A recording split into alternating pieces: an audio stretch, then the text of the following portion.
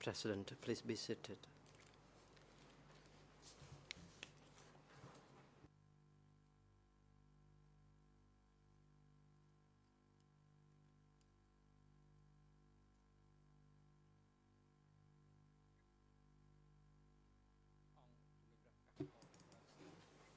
The court is now in session. Today, the chamber continues hearing witness South Saron via video link and then proceeds to hear 2 TCW 1016 in relation to the alleged Phnom Kraul Security Center. Mr. Am Hoi, the greffier of the proceedings, please report the proceeding, the attendance of individuals who are now at the proceedings. Greffier, Mr. President, for today's proceeding, all parties to this case are present. Mr. Nguyen Chia is present in the holding cell downstairs. He has waived his rights to be present directly in the courtroom. The waiver has been delivered to the greffier. A witness who is to testify today, Mr. Sao Saron, via video link, confirmed that he is there already, and the AV units confirms that the system is already established, and the witness together with the UT Council Mương Sowan are ready to testify. And today there is a reserved civil party to TCCP 1016, said the greffier. President, thank you, Mr. Am Hoi. The chamber now decides on the request by Nguyen Chia.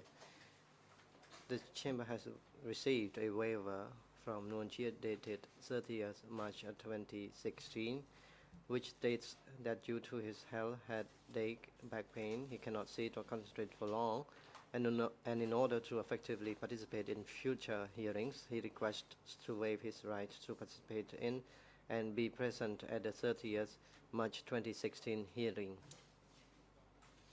Having seen the medical report of Nguyen Chia by the duty doctor for the accused at the ECCC dated 30th March 2016, who knows that Nguyen Chia has chronic back pain when he sits for long, and recommends that the chamber grant him his request so that he can follow the proceedings remotely from the holding cell downstairs.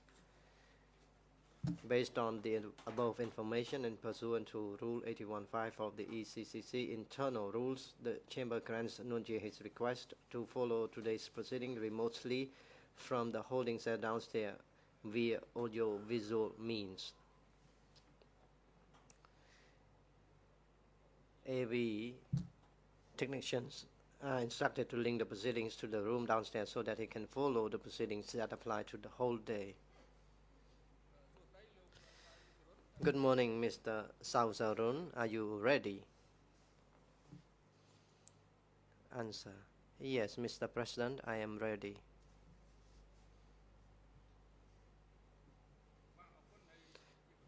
President, thank you. The floor is now given to the defense teams for the accused, starting first from the defense team for Mr. Nguyen Chia to have the opportunity to put questions to the witness Sao Saron. You have the floor now. Thank you, Mr. President. Good morning, Your Honors. Good morning, Counsel. And good morning to you, Mr. Witness. I'm the International Counsel for Nguyen Chia, and I would like to ask you some questions. Let me start by asking a follow-up question in relation to something you said yesterday at around 15:14. You were asked about a meeting between you and Pol Pot and Nguyen Chia, and you were asked what they told you about the Vietnamese. And at one point in time you answered, and I quote you literally, Yes, they told me about that, Vietnam, and I myself witnessed the invasions along the border as well. End of quote. Can you explain to me what exactly it was that you witnessed?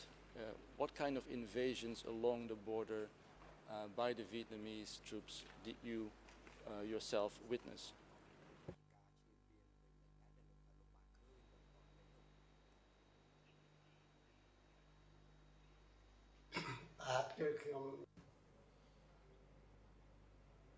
Answer. I told the court already the invasion occurred along the border. The fighting took place along the border at the time, and that fighting lasted for a very long time, and it was a large-scale attack and fighting at the time. Are you in a position to say who started the incursions, who started the fighting in Mondulkiri in 1976 and subsequently?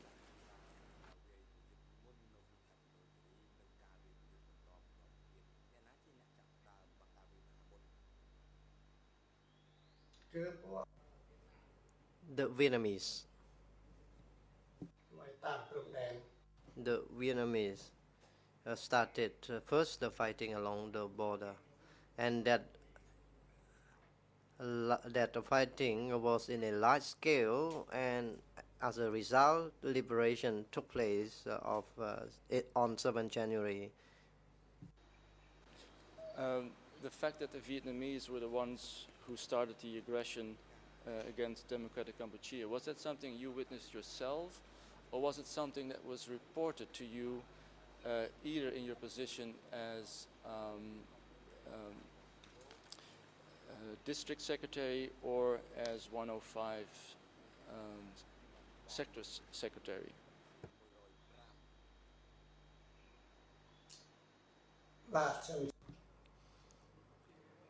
Answer. There was a report, and I learned that from the report, and number two, I witnessed with my own eyes. Can you give us one example of things that you witnessed yourself? What forms of Vietnamese aggression did you witness yourself?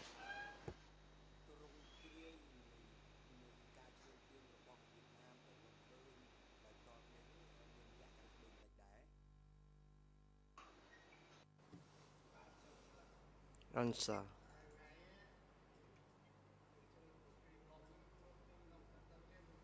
The large-scale fighting took place at the border, and the time it was away from the headquarters of the army, so it was very difficult for me and for us to prevent the incursion or the fighting. Standing at the time as to the reasons of these constant incursions. Why were Vietnamese military troops intruding the territory all the time, invading the territory all the time? What was it that you understood the reason to be for all that?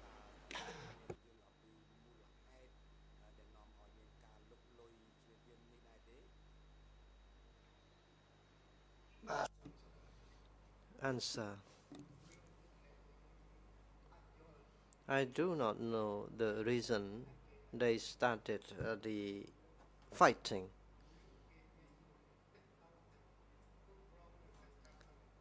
And I do not know whether they had the reason or the intention to conquer Cambodia. That's why they started the fighting.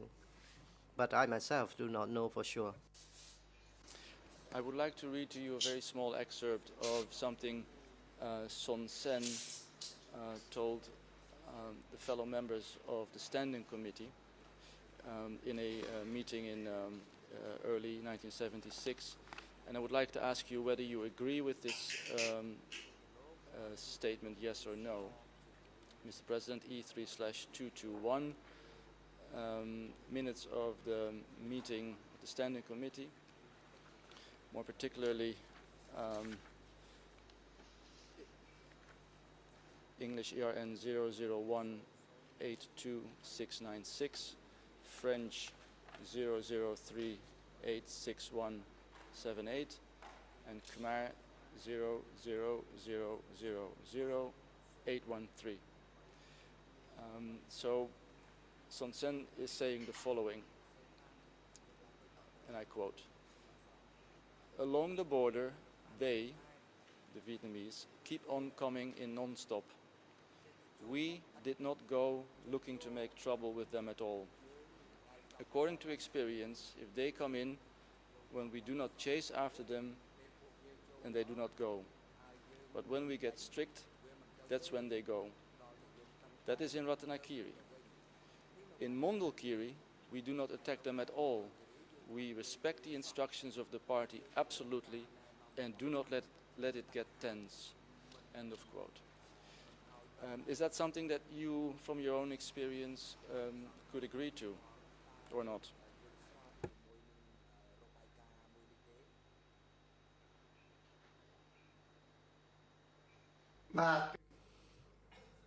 Answer. That was true. In Mondulkiri, they started to ambush us, and they started the fighting. But there were constant negotiation as well while there was fightings. Who was doing those negotiations? Was that in the beginning Ya?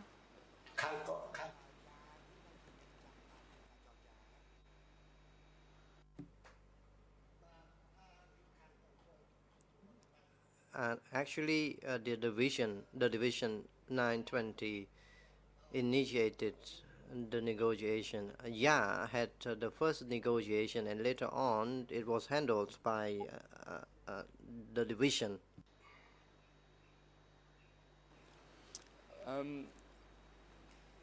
Let me sidestep a bit. There are a lot of telegrams, Mr. Witness, about Vietnamese incursions and aggression, and also about Vietnamese negotiations.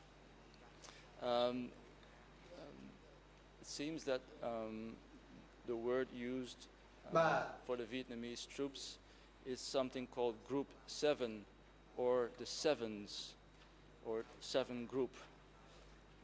Is that correct? And what exactly does Group 7 refer to?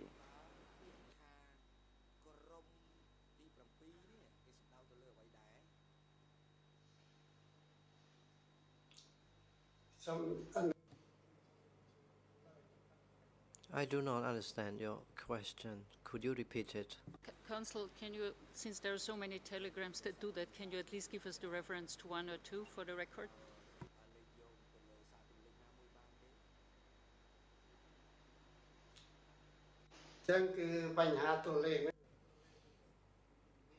Answer. In relation to telegrams, there were reports in those telegrams, President. Please hold on, Mr. Witness. Wait for the reformulation of the question, and also wait for the document identity to inform. Witness. President, in fact, International Council is the party to provide the document identity, and you are instructed to respond to the limit of the question. And if the question is not clear to you, please wait, and you can ask the questioner, the one who put the question, to repeat it. Do you understand that, Mr. Witness? Yes, I do. Answering the question of Judge Fens, I could refer to E3/923. It says our brothers attacked Group 7 again. I could refer to E3/1101, tracking any persons who have been contracted with the Group 7 or have tendency with Group 7. E3/1118, talking about Group 7. E3/8377, talking about Group 7 entering, etc.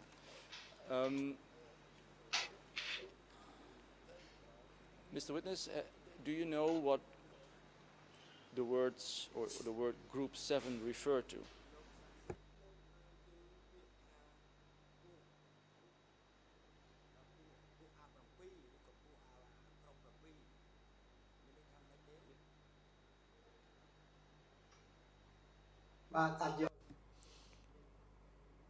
Answer. I have never heard Group 7 and I do not know about that group. One last try. Let me read to you something that one of the experts, an American scholar, says about the use of sevens. Mr. President, I'm referring to E3/1664. There's only an English version. It's page 91 of that book called Khmer Rouge Purges in Mondulkiri. English ERN 00397664.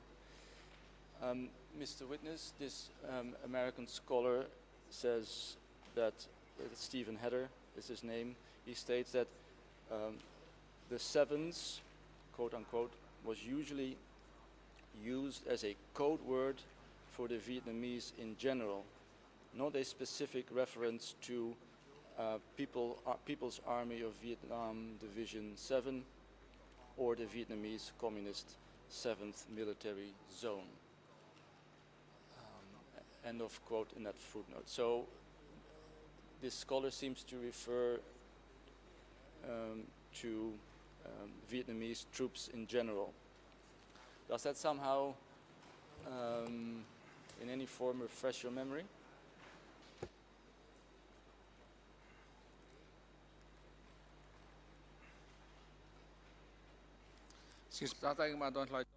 President, please hold on. Mr. Winner, you have the floor first, International Co-Prosecutor.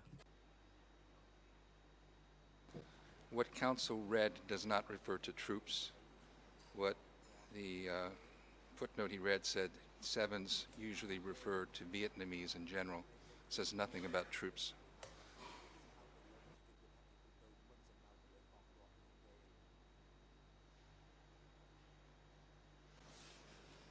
I think I read the excerpt, so I'm not quite sure what, I just quoted him literally.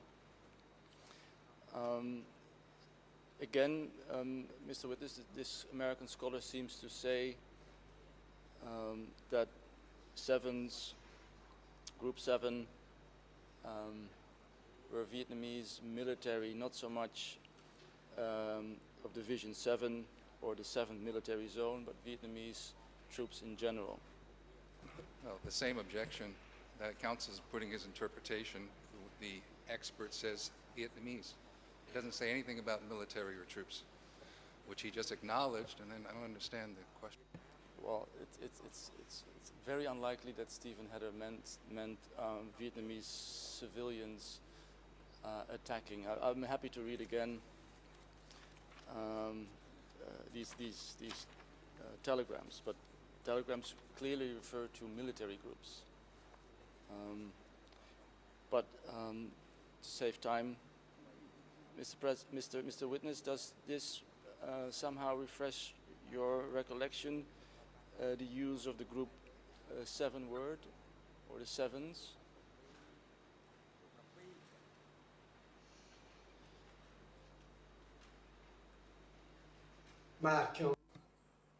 Answer.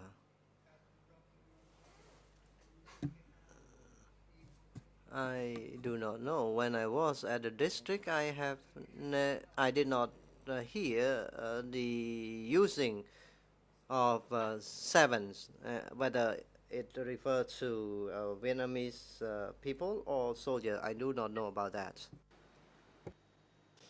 And just to be clear for the record, and the nonsensical objection of the prosecution, in that same page, the authors refer to the sevens being troops. The sevens troops entered 2 kilometers, so it's without any dispute that it's not Vietnamese citizens but Vietnamese troops. Anyway, I'll move on, Mr. Witness. Let me read to you an excerpt from a broadcast from Phnom Penh radio in relation to the situation in Mondulkiri. The situation in March '78 when you were the independent Sector 105 chief. And let me read it to you, and then I will ask you whether that radio broadcast was reflecting the situation as you yourself daily experienced, yes or no. Mr. President, I'm reading an English-only excerpt from E3/1360. English ERN only, it's 001 69884. It's called a report on the 2 March 78 Socialist Republic of Vietnam intrusion in Mondulkiri.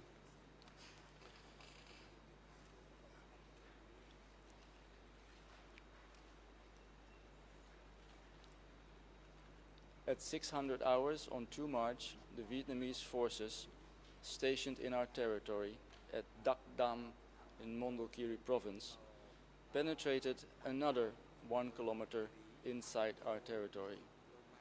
We ambushed and killed 16 of them. The survivors fled back in this order, leaving behind 7 dead.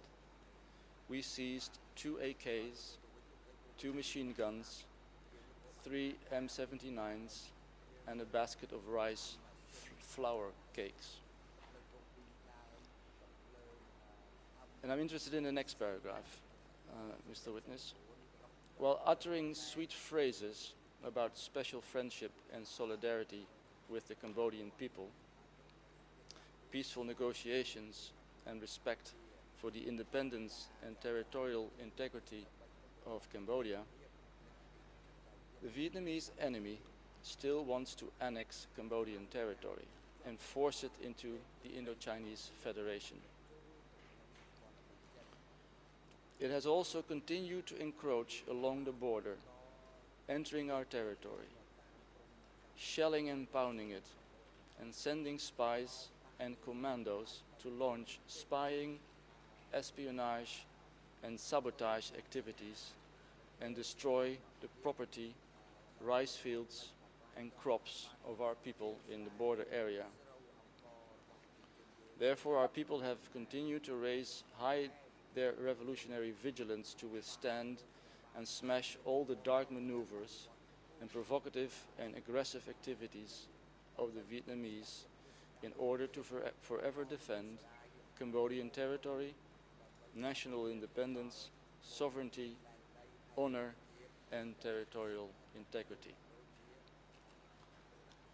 End of quote. My question, Mr. Witness, is this broadcast, Radio Phnom Penh, reflecting, yes or no, your experience of the situation in Mondulkiri in 1978?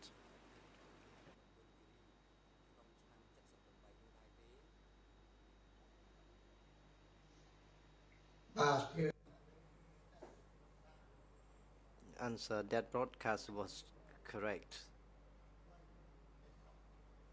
There was constant clashes and fighting from time to time at the border. Sometimes the fighting took place on another location, and on another time it occurs on another side. There were constant fightings and clashes. The broadcast speaks about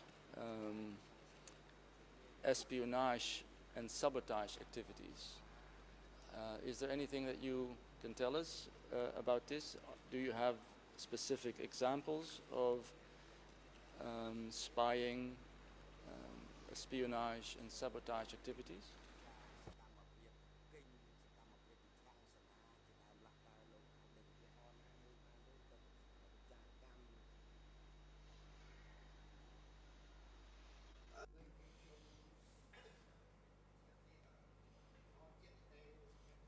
Answer. I do not really understand about the spying, espionage, and sabotage activities. I do not know, but at the time, I saw the incursion, but I could not find those who came to spy and conduct the espionage in the villages. Let me see if I can give you an example that potentially might refresh your memory, Mr. Witness. Mr. President, I'll be referring to E3/7960. It's the summary of a statement used by me before of a Division 920 military person.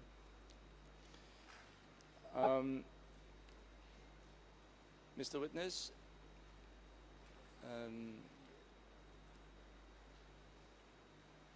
this 920 Division soldier talks about the so-called Kampoon movement or the rebellion movement, and he is saying that Kampoon brought Vietnamese into territory of Democratic Kampuchea through the person you mentioned yesterday, Svai. And he is saying that the Vietnamese were secretly kept near villages or near the village. Do you know anything about Kampoon, Svai, and others secretly assisting Vietnamese troops and bringing them into DK territory?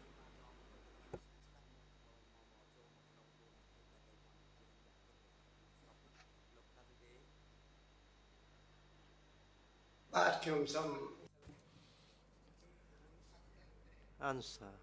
I did not know at the beginning, and later on I was invited to a meeting in the sector, and I was informed that the Vietnamese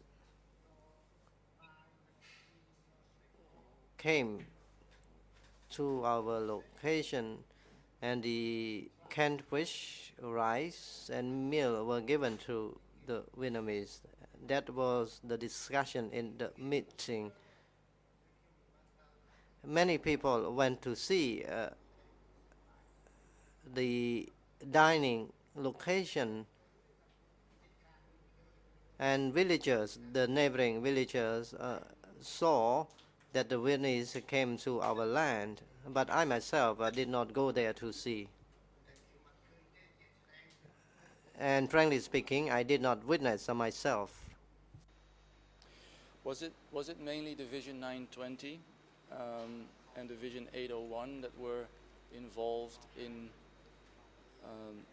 dealing with the Vietnamese aggression and the Vietnamese attempts to sabotage and espionage? Was it primarily those two divisions' tasks to deal with the Vietnamese?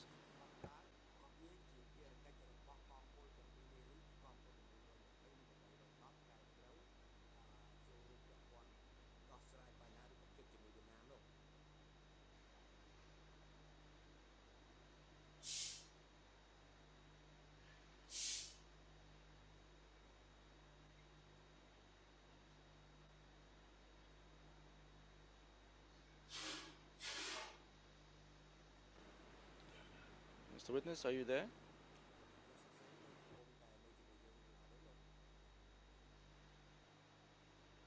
Mr. Witness, did you hear my question?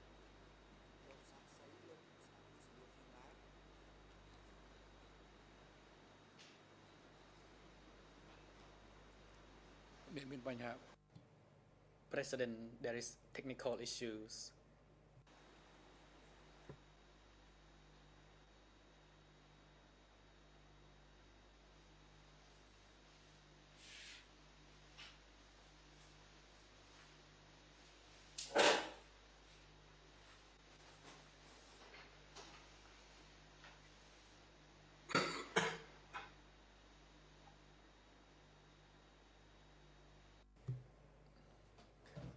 President.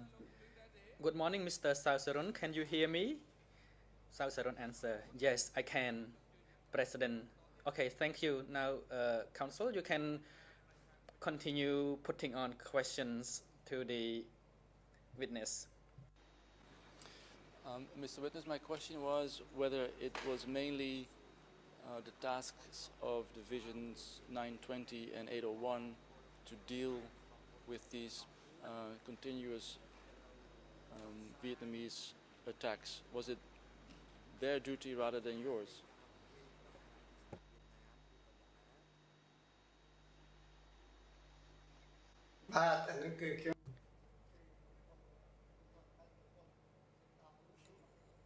I do not understand the divisions 800, 910 or 800 something that you are referring to. At the sector level, they don't have the soldiers. It was the division that had the soldiers. I understand your answer. Before I move on to ask you questions about the September 1978 Party Congress, let me return briefly to the matter of Group 7, or the 7 group. I forgot to mention, Mr. President, when asked which telegrams contain the words of 7 group, I forgot E3/1030. That is a telegram written by Sophia. Mr. Witness, that's the Sophia I believe that you discussed yesterday. And the reason I'm reading this telegram to you is because it deals with the district that you at the time were chief of. And let me read to you what Sophia wrote to beloved and missed brother Chan, who we're not sure know who he is. That could be Lying or Taham, but that doesn't matter. What he writes is the following on the 21st of June 1977. The 7 group that attacked us at Pekchenda has now attacked and entered Pu Chri Kras village and Ton village and De E village. There were 30 of them. We are now organizing forces to ambush them.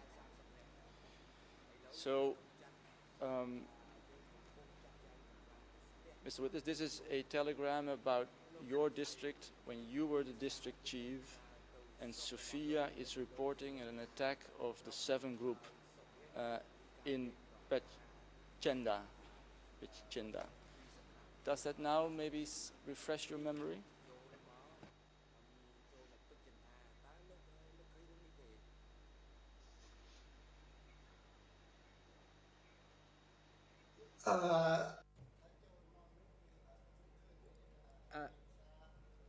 I did not remember well about the telegram from Sophia.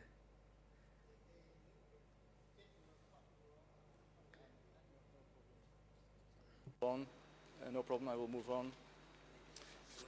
To the Congress of the CPK in 1978. You testified about that in 2012, before the trial chamber. You also gave testimony to the investigators of the OCIJ.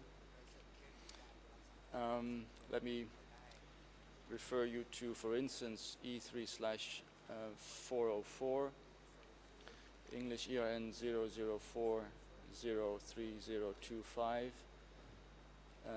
Khmer 003984880, and French 004841999. You talked about the Great Congress, that there were many hundreds of people. There was a speech of Pol Pot. just to be sure, was this the 18th anniversary party congress of the CPK?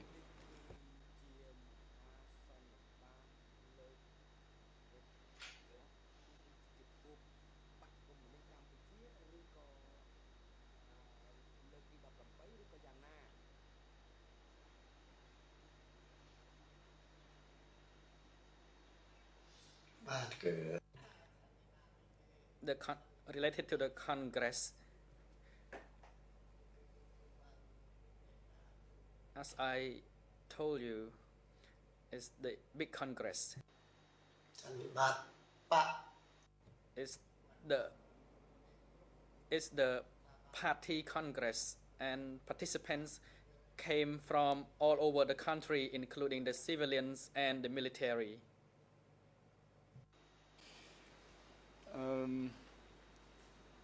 Do you agree with me that, and I refer, Mr. President, to E3/215, the 18th Congress, or the 18th anniversary, sorry, of the victory of the founding of the Communist Party of Cambodia was held between 18 September and 30 September? Was it a 12 days conference?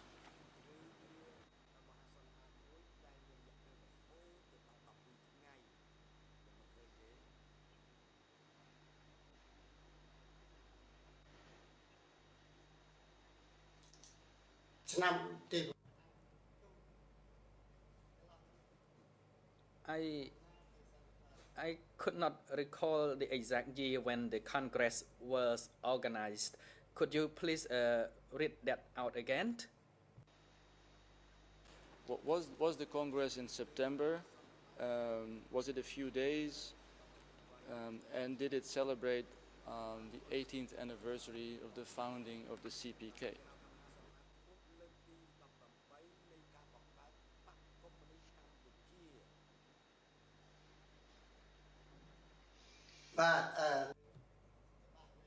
Yes, that is correct. I agree with what you have just read. In the revolutionary flag, the speech that Pol Pot gave and that you refer to is fully covered in the Revolutionary magazine. It's an integral copy of his speech, it seems. And let me specifically refer you to something he said about Vietnamese and about Vietnam. Mr. President, as I said, it's E3/215, in Khmer ERN 000646110, French 00524077, 004888626. It's the same excerpt that I read earlier to Mr. Hinton. I will not read the whole excerpt again for time reasons, Mr. Witness, but is it correct that when Pol Pot spoke about Vietnam and Vietnam's policy, that he made a distinction between using, on the one hand, the word Vietnamese people, Prache Chun Vietnam, and on the other hand, when he was speaking about Vietnam and its foreign policy, he only then would use the word Yun. Is that something that you could agree with?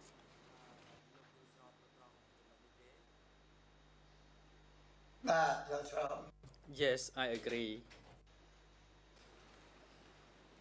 Now, this is a speech to hundreds of comrades of yours. Was this also something he did when he spoke to you in person?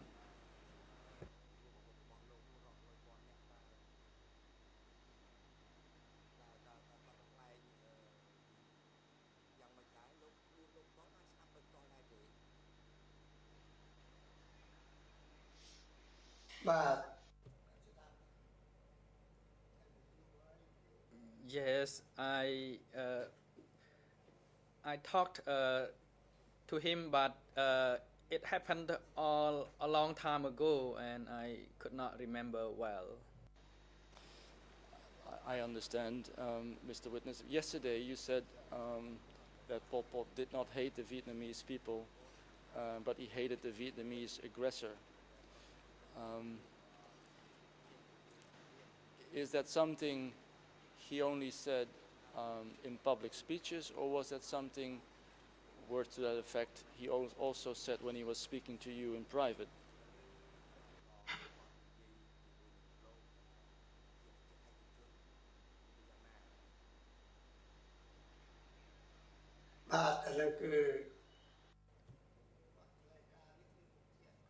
He, when he made the statement during meetings, he said so that we did not that we do not hate Vietnamese people because Vietnamese people are not aggressor. Only the Vietnamese soldiers are aggressor.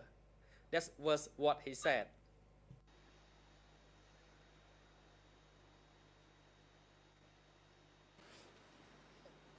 What was your experience between 75 and 79, or rather even between 1970 and 79?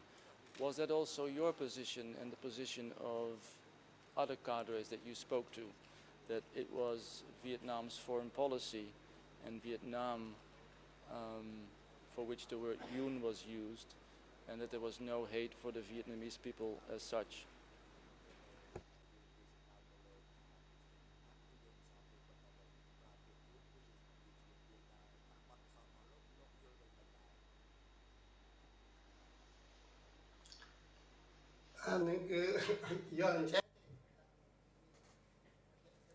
Based on my understanding and the understanding of other people,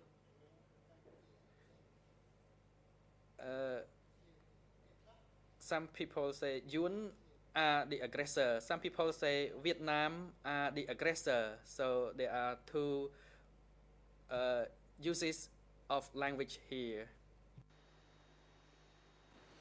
Let me read to you an excerpt from Pol Pot's speech,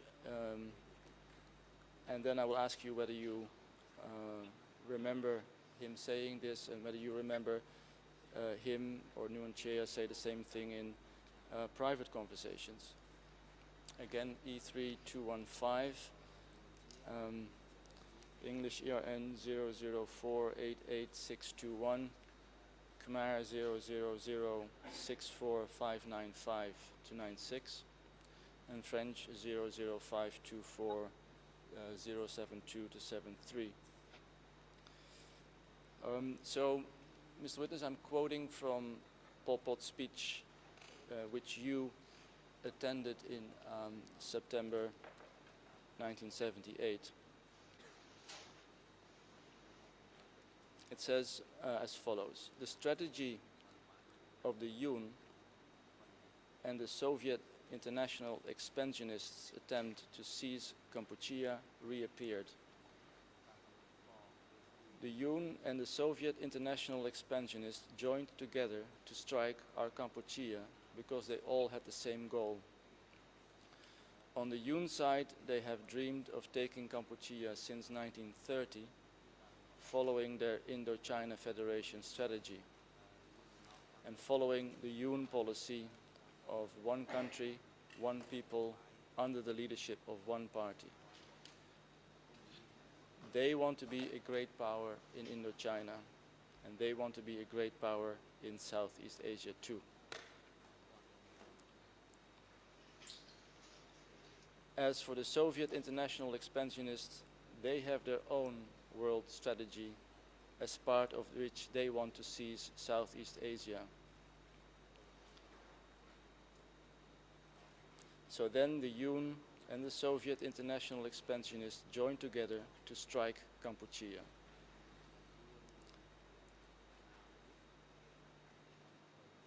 Thus they became very angry. In late 77 they began to strike our Kampuchea in very large scale with both the Yun and the Soviet international expansionists and their clique. And then he's talking about 14 military divisions of Vietnam involved. Um, Mr. Witness, is that something that you can remember? Is that something that Pol Pot said during his speech, the speech that you attended?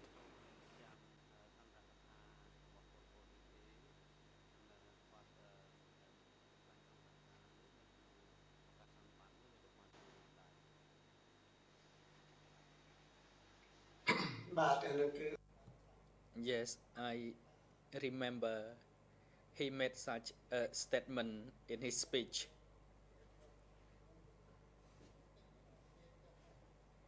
That the Vietnamese, they want to take Cambodian territory.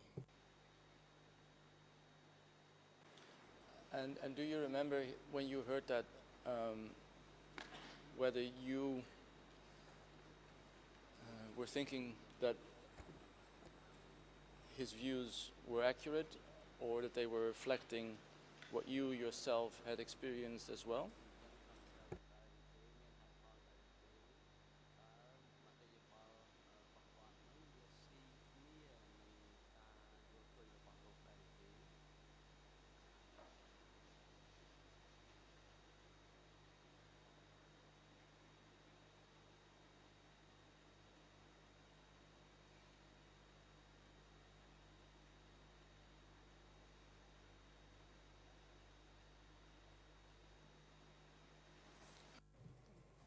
President, Mr. Witness, can you listen to the question?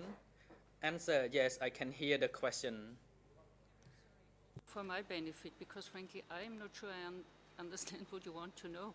You want to know what he thought when he heard the speech, or? I want to know whether he agreed with the contents of the speech. Yeah, And why not ask the question? I can, no problem. I'm happy to reformulate. I apologize, Mr. Witness, for the complicated question. Did you agree with Pol Pot on the matter of Vietnam's ambitions and the ambitions of the Soviet Union?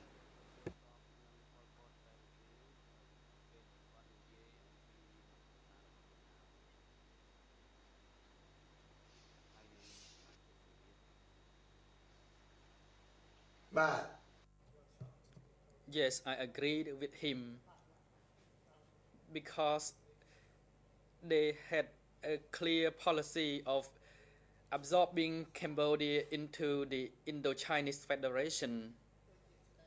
And it's true, it's reflected through their fighting along our border. And that was why Pol Pot made such statement in his speech that they had a strategy to absorb Cambodia. Now, Mr. Witness, only 3 months later, Vietnam, with the backing of the Soviet Union, after having concluded a military pact, did invade Cambodia. At the time, during this 18th anniversary, were preparations made to counter Vietnam's invasion? Was it known already that 3 months later Vietnam would in fact invade and subsequently occupy Cambodia for roughly 10 years?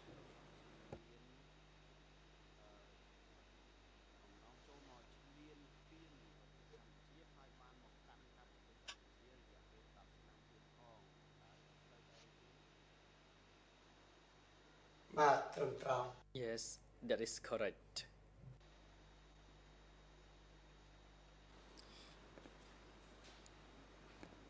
Maybe I'll reformulate my questions. Do you know whether in Mondulkiri or in Sector 105 military preparations were made for any Vietnamese invasion, which would indeed happen 3 months later? Answer, yes.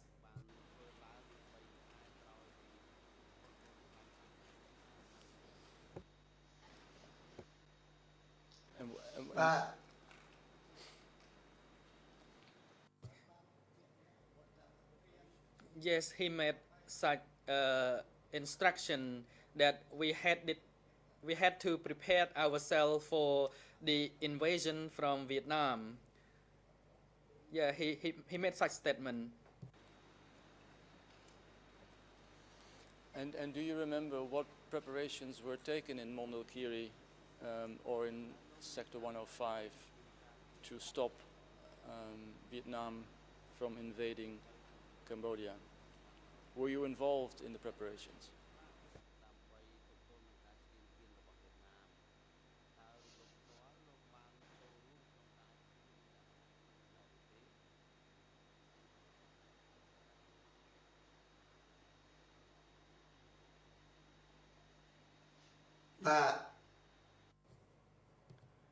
Yes. After the speech, we prepared our soldiers based on our own capability that we had. In fact, we had very small numbers of troops. We did not have a large one.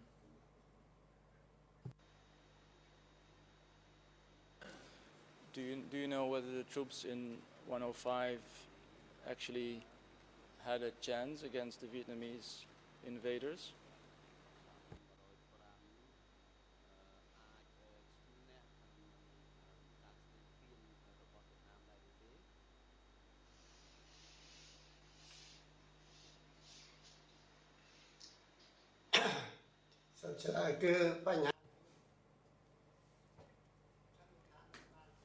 I could not make the assumption about that because our country was small and their country was big. So the numbers of troops in our country and theirs must be different. And we and our troops were not well trained. We mobilized our troops from ordinary farmers and villagers, and we were not high tech in our military. So we had to defend our territory, but our military uh, was limited.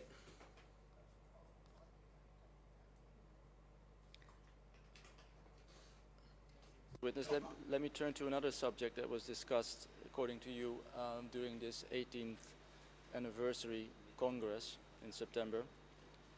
That was the guideline of July 1978 that would give amnesty to certain types of enemy. Do you remember this amnesty guideline? And what is it that you remember now about this?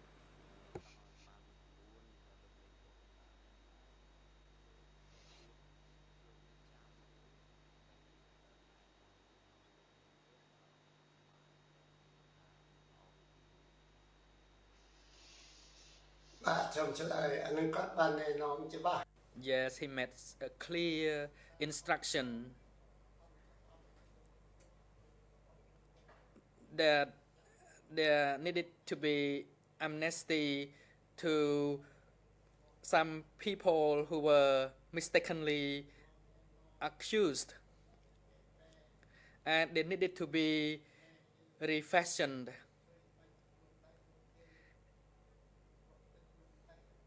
And we needed to strengthen our solidarity and not to sell our country to the foreigners.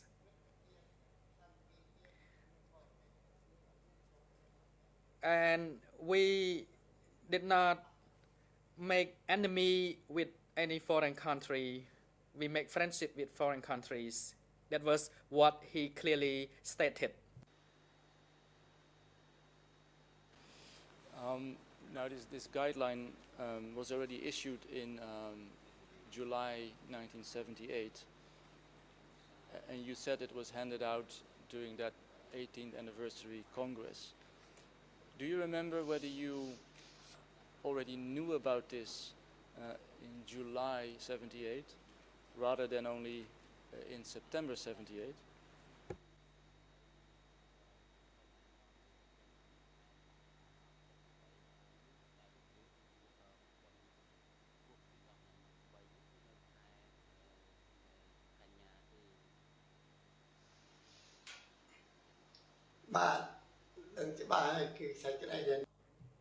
Yes, I learned clearly about these guidelines, and we publicize these guidelines to our people and soldiers.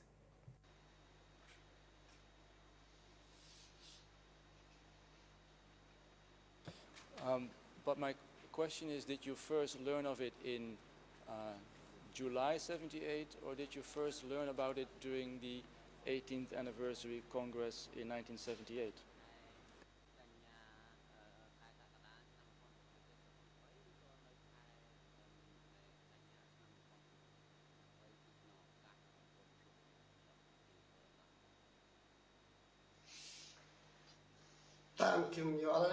Based on my understanding, I learned about this after the Congress. I thought that it was after the Congress that the guideline was issued.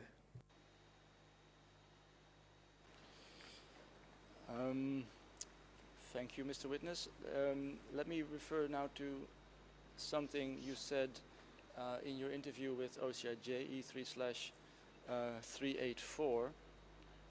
That is English ERN 00348373 and Khmer 00345904, French 00354237. The question is asked to you, what does political cases or cases of betraying the party mean? And then you answer as follows. For instance, persons collaborating with the aggressor Yun or the enemy, meaning the Yun enemy. Today, for example, the enemy territorial aggressors are the Thai. But do you remember saying that betraying the party meant collaborating with the Vietnamese aggressor, the Vietnamese enemy?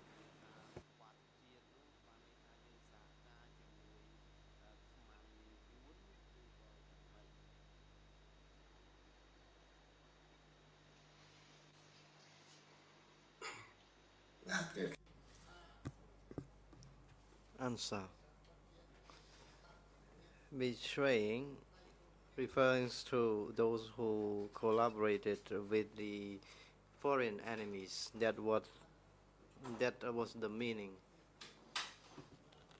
Then this refers to those who conduct sabotage and destroy the territorial land of the country.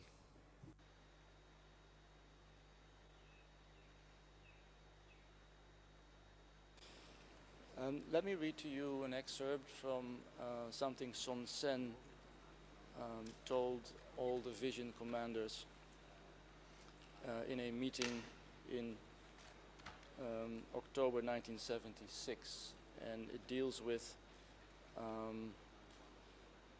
the enemy situation, both external and internal. External, he refers extensively to Vietnam and the Soviet Union. But in E3/13, he says the following, and this is English 00940354, Khmer 00052413/14, and French 00344983. And my question, Mr. Witness, is whether you agree with the methods he is discussing with the division commanders. It says, when dealing with the internal enemy, following operational methods. One, continuous education is imperative. Two, it is imperative to purge no good elements absolutely in the sense of an absolute class struggle. The purge is premised on three principles. One, category one, the dangerous category, they must be absolutely purged. Category two, the ordinary liberal category, they must be educated again and again in our education schools. Category three, the category of those who have merely been incited by the enemy, merely believing in the enemy incitement. At a first step, they should undergo refashioning to get them to no longer believe the enemy. End of quote. Can you give a reaction to this excerpt from Son Sen's speech? Is that something you remember as well? The distinction into three categories of enemies?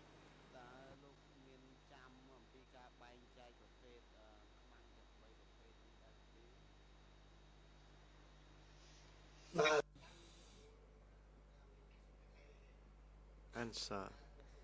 I could recall the content of Sun Sen's speech. That was true. We could not do whatever we wanted.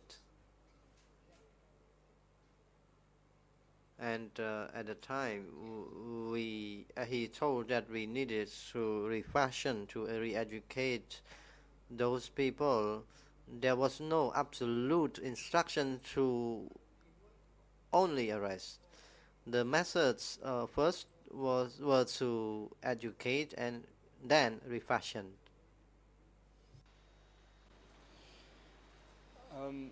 Mr. Witness, you were quite close to Division 920 and to Tassan. Do you know whether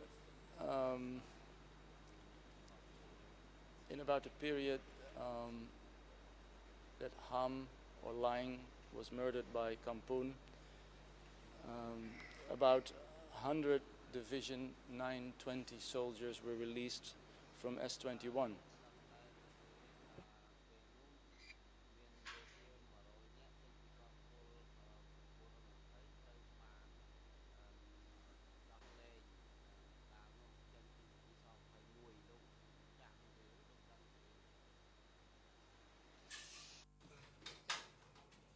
Answer. I could not recall that. I do not know about that. Let me ask it differently. Do you know whether at one point in time Division 920 soldiers were arrested, sent to Phnom Penh, interrogated, and then subsequently released on 26 November 1977?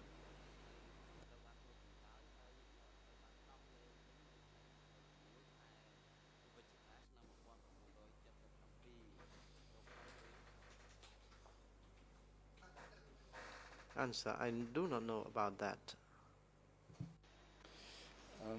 For the record, Mr. President, I refer to E3/8648, which is an S-21 document indicating the release of 100 Division 920 combatants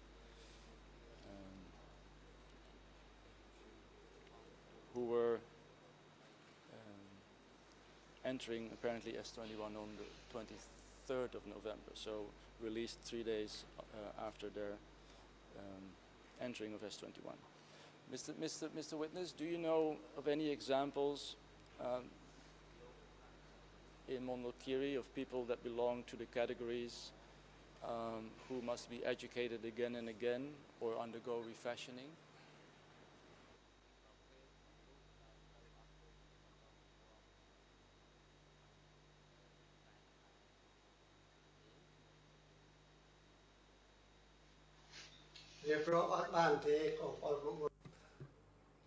Answer. I do not know about the education, how many of them were educated by the division. I do not know. That was the tasks performed by the division, and I myself did not know how many people were sent back after the re-education. But in your conversations with Tassan, Division 920 commander, did he ever speak about Division 920 soldiers being arrested and subsequently released again?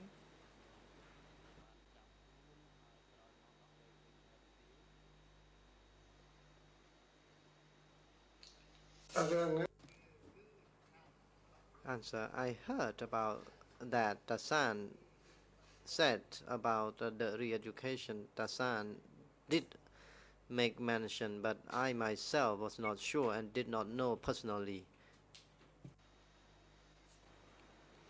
This amnesty guideline in July 78,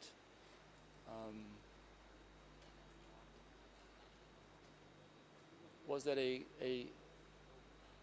confirmation of the existing policy in terms of enemy, or was it a change of policy?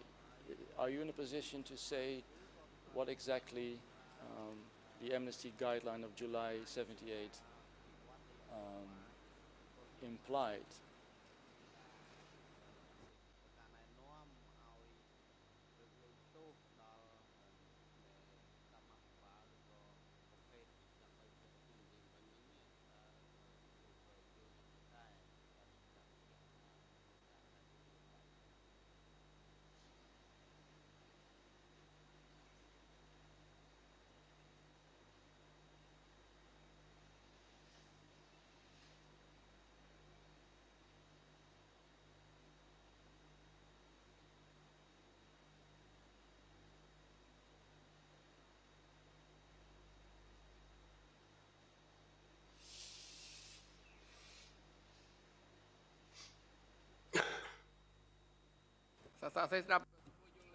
President, do you understand the question, Mr. Witness? If you do not, you can ask the counsel to repeat the question. Witness, I do not really get the question. If I understood it, I may have answered it.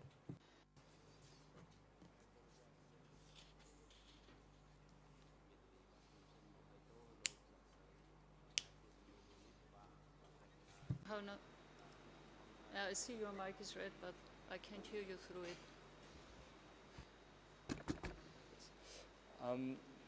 Mr. Witness, I apologize for the difficult question. My question was, you acknowledged the three categories mentioned by Son Sen. You also spoke about the amnesty guideline of July 78.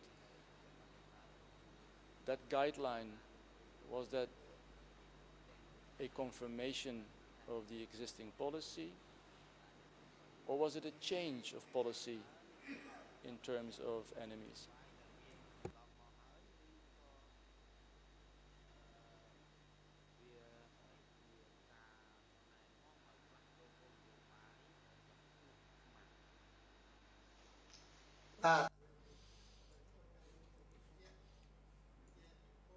Answer: that was the policy of the regime, and not to arrest people arbitrarily unless there was a clear analysis and judgment. Then people could be arrested. That policy was confirmed after the liberation of Phnom Penh. People could not be just merely arrested without reason. I am not siding with Pol Pot. That confirmation of policy made clear at the time.